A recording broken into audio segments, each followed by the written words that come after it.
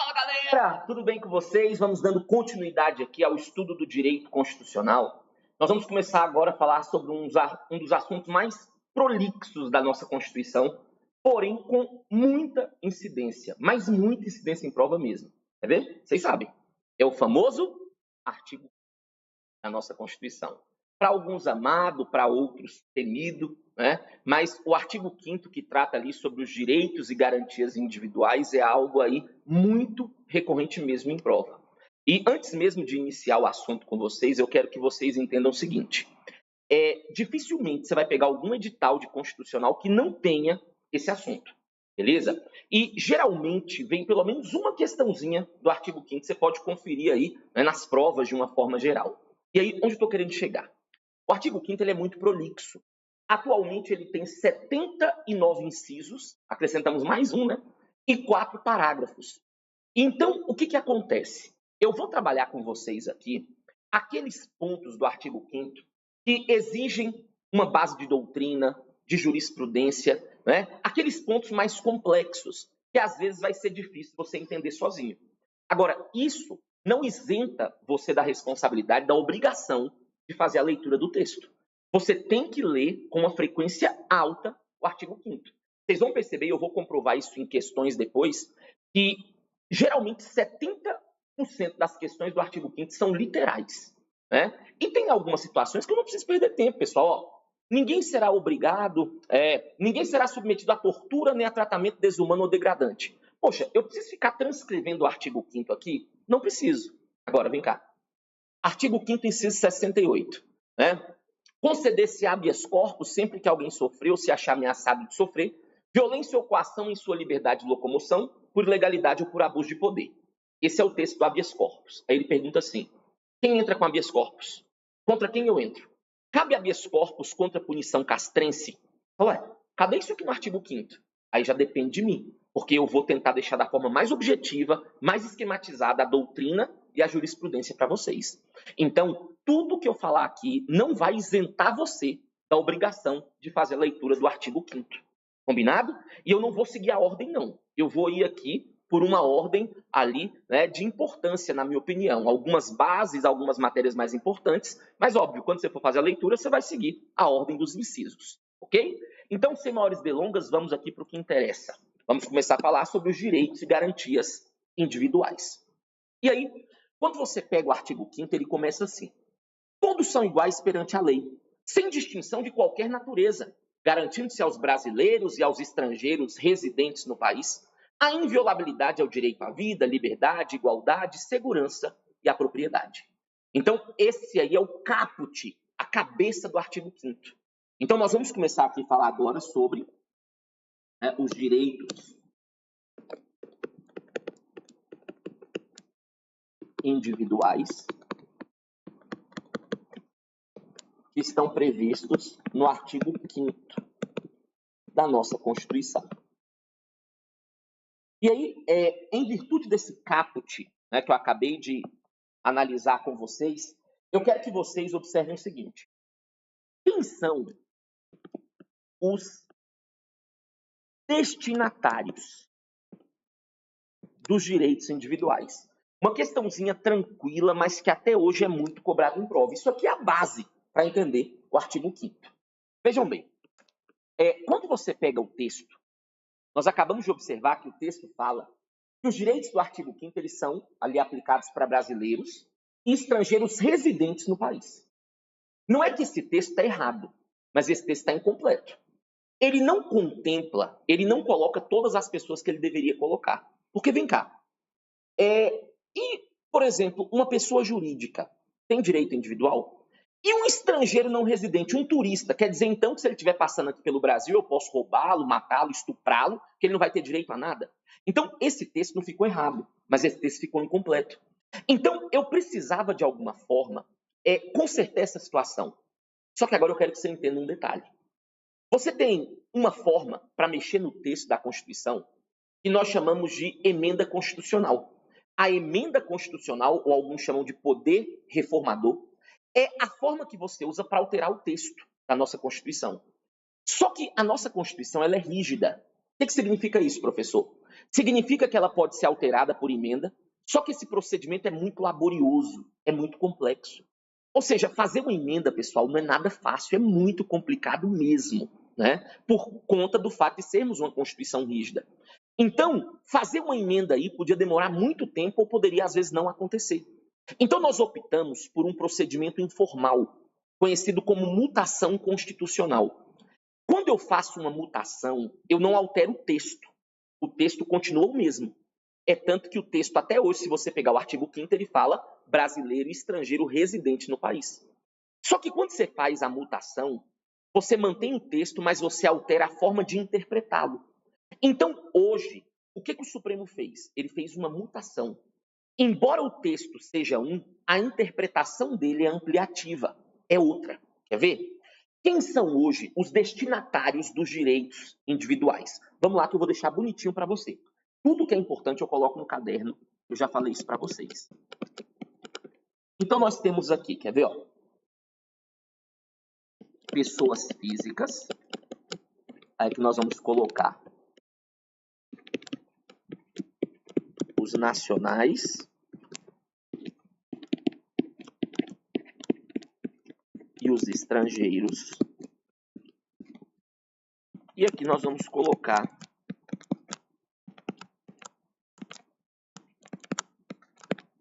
as pessoas jurídicas. Então vamos lá. Hoje, pessoas físicas, tanto os nacionais quanto os estrangeiros, gozam de direitos individuais. Só vamos dar nome a essa galera aqui. Nacionais. Nato.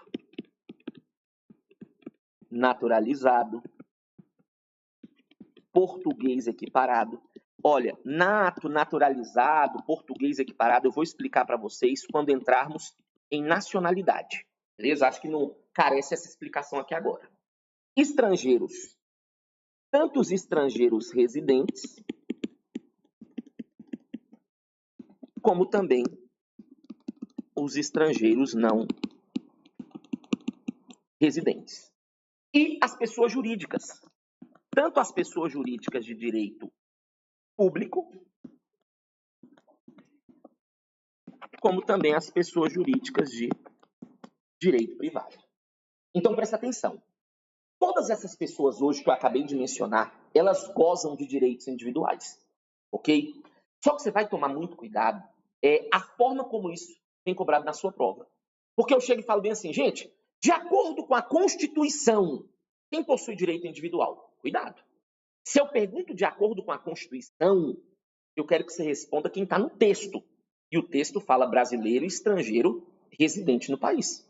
Só que isso aí quem pergunta são bancas mais bobinhas, né? Agora, todas essas pessoas que eu mencionei aqui hoje gozam de direitos individuais, sim, mas pela jurisprudência, pela interpretação feita pelo STF, ok? Então vamos colocar aqui uma primeira observação, porque por falta de observação, meu aluno não perde questão. Lembre desse lema aí. Coloquem assim. Embora o texto do artigo 5º, embora o texto do artigo 5º mencione apenas brasileiros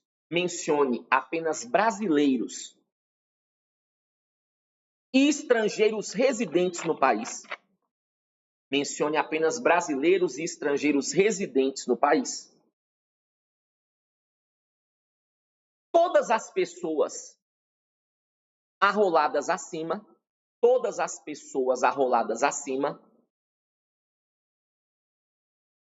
gozam de direitos individuais. Todas as pessoas arroladas acima gozam de direitos individuais pela jurisprudência do STF. Pela jurisprudência do STF. Ok? Segunda observaçãozinha importante. Coloquem assim. Os direitos e garantias individuais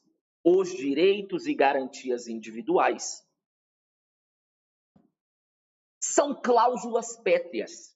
Os direitos e garantias individuais são cláusulas pétreas. Ou seja, não podem ser abolidos da Constituição. Vou explicar. Ou seja, não podem ser abolidos da Constituição. Vamos lá. Cláusula pétrea é um núcleo que nós temos na Constituição, mais precisamente no artigo 60, parágrafo 4º. Uma cláusula pétrea, ela pode ser alterada, ela pode ser modificada, mas ela não pode ser abolida. Se você abrir a sua Constituição aí no artigo 60, parágrafo 4º, o texto fala assim, ó: não será objeto de deliberação a proposta de emenda tendente a abolir. Aí ele fala as nossas cláusulas pétreas: a forma federativa de Estado, o voto direto, secreto, universal e periódico, a separação dos poderes e os direitos e garantias individuais. Ok? Então, tudo aquilo que foi colocado como cláusula pétrea eu não posso abolir, eu posso alterar. Por exemplo, colocamos recentemente o inciso 79 no artigo 5º. Né? É uma alteração. O que eu não posso é abolir. Ok? E aí, em virtude dessa situação, cuidado com um outro detalhe. Eu quero que você entenda o seguinte: os direitos individuais, eles são cláusulas pétreas. Os direitos individuais estão em qual artigo? No artigo 5º. Eu não falei que o artigo 5º é cláusula pétrea. Eu falei que os direitos individuais são cláusula pétrea. Só que eles estão no artigo 5º. Onde eu estou querendo chegar? E essa questão caiu recente agora numa prova PANC do CESP, da AGU. Olha onde eu estou querendo chegar. É plenamente possível você encontrar direito individual fora do artigo 5º. Eu vou anotar. Porque esse rol do artigo 5º ele é exemplificativo, ele não é taxativo. Então, peraí. Se eu encontro direito individual fora do artigo 5º, consequentemente esse direito também é cláusula pétrea. Então, se ele afirmar que somente os direitos previstos no artigo 5º estão ali protegidos por cláusula pétrea dentro dos direitos individuais, está errado. Porque eu posso encontrar direito individual fora do artigo 5º e, consequentemente, eles ganham essa proteção. Então, vamos colocar uma observaçãozinha aqui. Mais uma. Coloquem aqui, ó.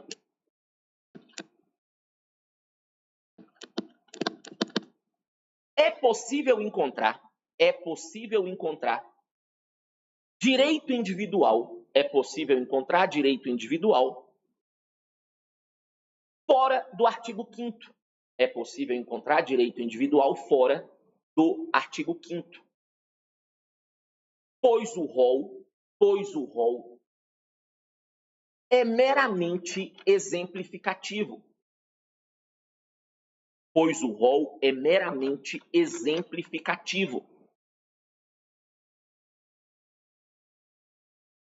E, consequentemente, eles serão considerados cláusulas pétreas.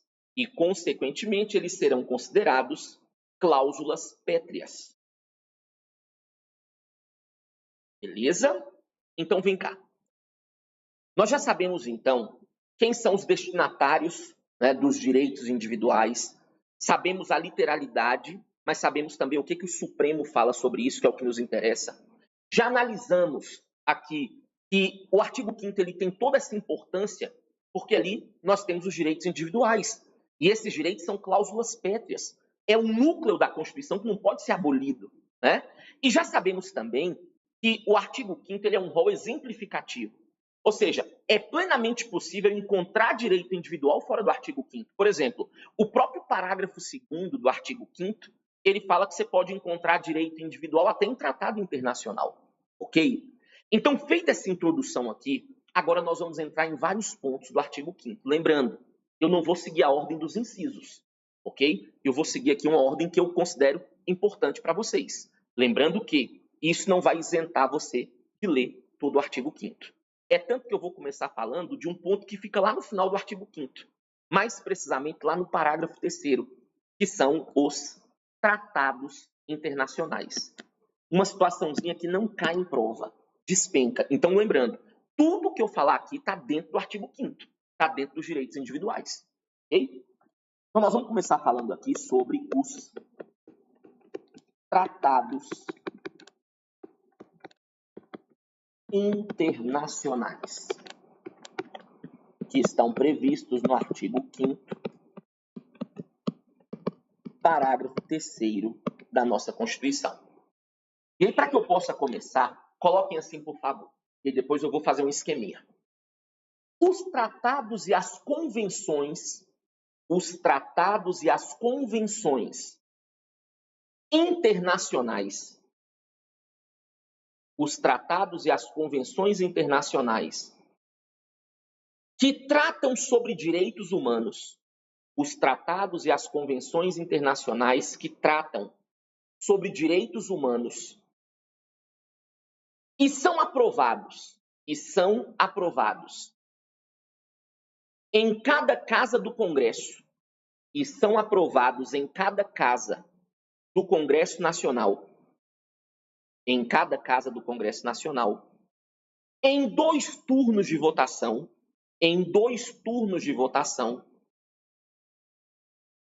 com um quórum de 3/5,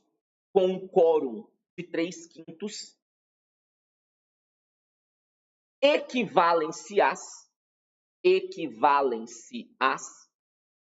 emendas constitucionais.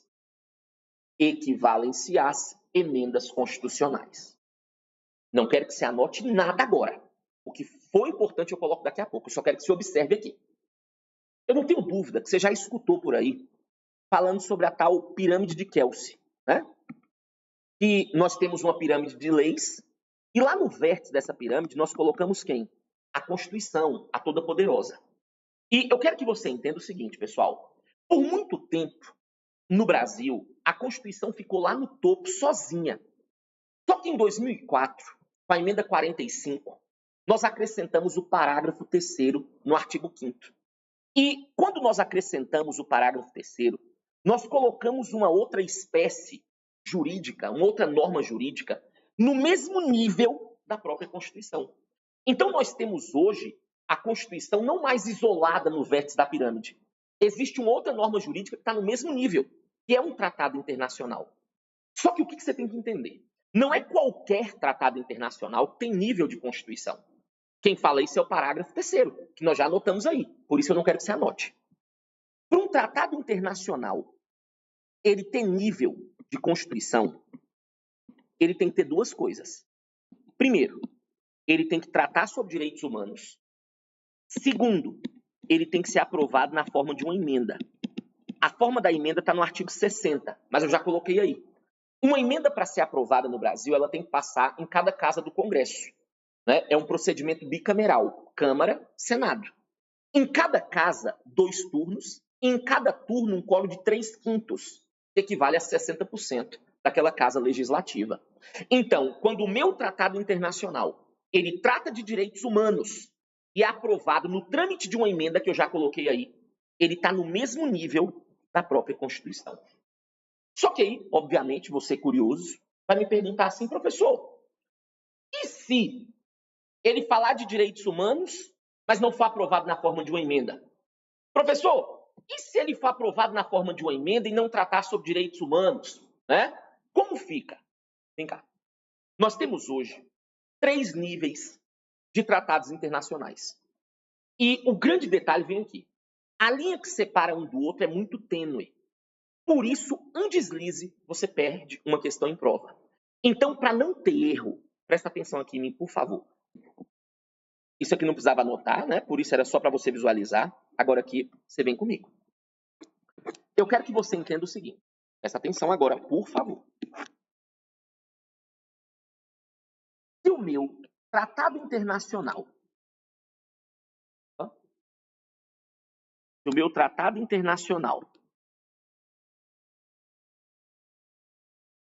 ele falar sobre direitos humanos, TIDH, Tratado Internacional de Direitos Humanos, e for aprovado na forma de uma emenda, nós já sabemos como funciona, esse tratado aqui, pessoal, ele vai ter nível de Constituição. Ou não tem problema ele falar que tem nível de emenda constitucional. Só que esse aqui nós já observamos. É ele que está previsto no próprio parágrafo 3º. Só que vem cá. Se o meu tratado internacional, ele também falar de direitos humanos, então tanto o primeiro quanto o segundo falam de direitos humanos, A diferença vem agora. Porém, ele não for aprovado na forma de uma emenda ou aprovado antes da emenda constitucional número 45 de 2004. Por que a emenda 45 de 2004 especificamente? Porque foi ela que acrescentou o tal do parágrafo 3º. Nesse caso aqui, ele vai ter força de norma supralegal, que já eu explico para você o que é. Aí você me pergunta assim, professor, se ele não for aprovado como emenda, ele pode ser aprovado como? Você tem várias formas, como lei ordinária, como lei complementar. Então, perceba, vamos lá para ir sedimentando tudo isso aqui.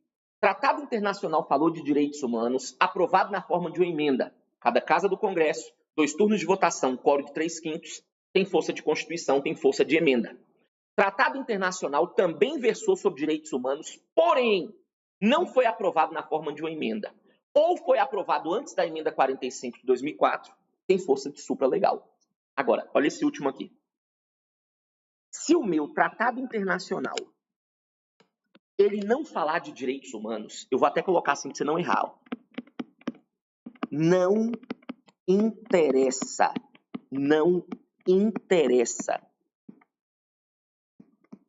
a forma de aprovação.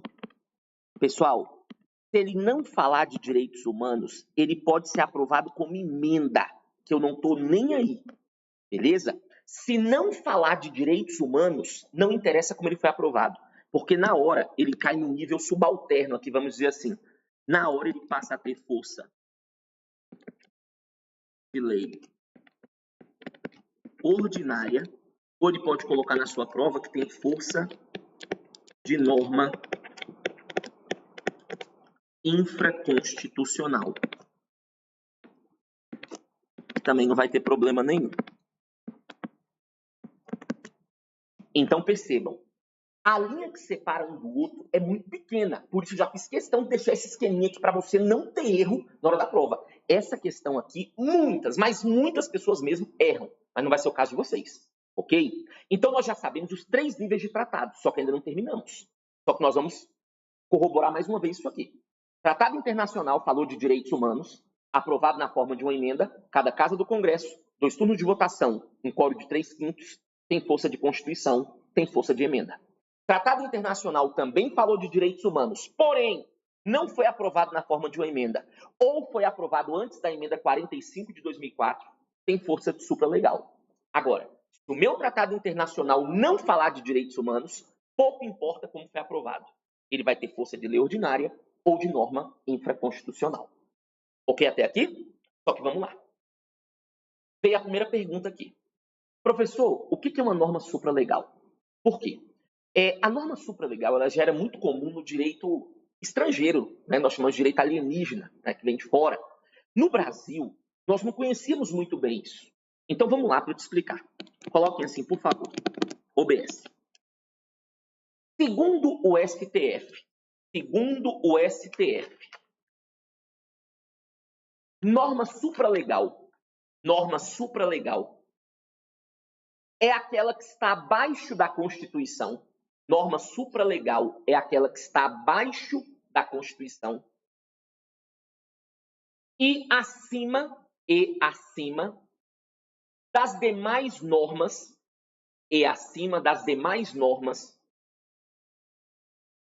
do nosso ordenamento jurídico e acima das demais normas do nosso ordenamento jurídico. Então vamos lá. Supralegal é um meio termo. Ela está abaixo da Constituição, mas acima das demais leis. Então, se entrar em conflito a Constituição e a supralegal, obviamente, a Constituição prevalece. Agora, se entrar em conflito uma supralegal e qualquer outra norma, lei ordinária, lei complementar, decreto, medida provisória, o que for, quem prevalece é a supralegal, porque ela é supralegal, ela está acima das leis, mas abaixo da Constituição. Ok? Só que vem cá. Teve um ponto que o Supremo tirou essa norma supralegal e eu não posso esconder isso de vocês. Vem cá. Nós temos um ponto na Constituição, não anota, daqui a pouco eu coloco para você. Nós temos um ponto na Constituição, mais precisamente no artigo 5º, que fala assim, ó, não haverá prisão civil por dívida, salvo o inadimplemento inexcusável e obrigatório de prestação alimentícia e o depositário infiel. Esse texto está na Constituição até hoje. Não haverá prisão civil por dívida. Em regra, pessoal, nós adotamos no Brasil aquele lema, devo, não nego, pago quando puder. Em regra, você não vai ser preso no Brasil por dívida, ok? Nós temos outros mecanismos para cobrar uma dívida, não vai ser prendendo você. Porém, o artigo 5º, ele colocou expressamente duas exceções. O inadimplemento da pensão, né? E essa continua prendendo a todo vapor, não pagou a pensão alimentícia, eu posso executar os alimentos. Só que o caso que nos interessa é o depositário infiel, beleza? Vamos lá. Então, um dos casos que nós tínhamos aqui de prisão era o depositário infiel. O que é um depositário infiel? Não anota. É uma pessoa que você confia um bem a ele, acreditando que ele vai guardar o seu bem, e simplesmente ele se desfaz dessa confiança. Vamos imaginar o seguinte, eu fui para o exterior e eu tinha um bem aqui muito importante, uma bicicleta. É meu único bem. E aí eu vou num dos meus melhores amigos e falo, bicho, eu tô indo para tentar a vida lá fora, mas eu volto. Fica com minha bicicleta aí, vai usando ela. Eu confiei a ele, eu depositei o bem a ele. Volto 3 anos depois. Cadê minha bicicleta? Poxa, infelizmente eu tive que vender. Ele não furtou, ele não roubou, eu confiei a ele. Só que ele vai ser um depositário infiel. Por quê? Ele se desfez da confiança que eu fiz. Né? Situações assim chegavam ao judiciário, sim. De forma espasmódica, mas chegavam. Só que nós tínhamos um caso que incomodava o judiciário, chamado de alienação fiduciária, o famoso carro financiado. O cara vai lá, passa num concurso, tem como comprovar renda, compra o carro financiado. Né? O bem, a financeira paga o carro e esse bem fica sequelado. Ele vai pagar aquele carro ali para a financeira, né, aquele valor com acréscimo de juros. Se não pagar, como o bem está sequelado, eu vou lá e pego. Né? Só que eu não pagava as prestações. E aí a financeira entrava com mandado de busca. Se o carro estivesse na minha casa, beleza, eles pegavam, eu ia ficar com a dívida e tudo, mas aí seria outros 500. Agora o problema era, quando chegava lá e às vezes o carro tinha sido furtado, roubado, não tinha seguro, deu perca total, cadê minha garantia? Cadê o meu bem? Ixi, ó, foi abduzido. Ah, é? Você vai ser preso por depositário infiel na categoria de alienação fiduciária. E isso acabava prendendo muito no Brasil, era muito problema com essa situação. Só que aí, um belo dia, o Supremo encontrou a saída. Eles queriam derrubar esse depositário infiel. Só que não derrubam a situação sem uma explicação plausível. Aí olha a explicação. O depositário infiel está na Constituição, sim. Mas para você aplicar a prisão, você precisava de uma regulamentação. Quem regulamentava a questão do depositário infiel para ser aplicada era um decreto. Mais precisamente, o decreto 911 de 1969. Só que o Supremo falou o seguinte, gente, espera aí. Eu tenho aqui em minhas mãos um pacto que o Brasil faz parte. É o Pacto de San José da Costa Rica. Esse Pacto de San José consta aqui que não há prisão por dívida, salvo quem não paga pensão. Esse Pacto de San José ele não fala de depositário infiel. Esse pacto é um tratado sobre direitos humanos que foi aprovado antes da emenda 45. Então esse pacto ele tem força de norma supralegal. Quando o Supremo falou isso, todo mundo ficou perdido. Nós nunca tínhamos visto um caso de supralegalidade de norma no Brasil. Qual foi a lógica? O decreto regulamentava a prisão. O pacto não permitia a prisão. No conflito entre uma supralegal e um decreto, quem prevalece, pessoal? A supralegal. Então, olha o que aconteceu. O Pacto de San José, por ter sido considerado pelo Supremo uma norma supralegal, suspendeu a eficácia do decreto 911. Ou seja, hoje eu não consigo aplicar a prisão depositária infiel no Brasil, por quê? Porque para eu aplicar, ela precisava ser regulamentada. Quem regulamentava era um decreto, mas o decreto teve sua eficácia, seu efeito suspenso, quando ele entrou em conflito com uma norma supralegal. Onde eu quero chegar? Cuidado quando ele pergunta sobre isso em prova. Porque ele vem assim, gente, de acordo com o Supremo, não haverá prisão por dívida, salvo quem não paga pensão e o depositário infiel. Errado. O Supremo não permite o depositário infiel, ok? Foi ele que criou essa tese que eu acabei de explicar. Agora, cuidado se ele falar, gente, de acordo com a Constituição, não há prisão por dívida, salvo quem não paga pensão e o depositário infiel, certo? O texto da Constituição não mudou. Se você ler o artigo 5º, você está lendo, não tenho dúvida disso, né? Você vai ver que até hoje tem um nomezão depositário infiel. Então, cuidado a forma como o examinador pergunta. Então, vem cá. Observação. Atualmente, não existe prisão por depositário infiel no Brasil. Atualmente não existe prisão por depositário infiel no Brasil. Pois o decreto que regulamentava o caso,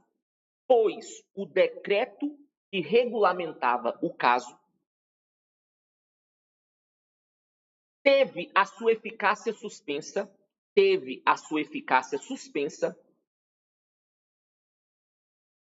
pelo pacto de San José, né, San José da Costa Rica, pelo pacto de San José da Costa Rica, considerado pelo STF,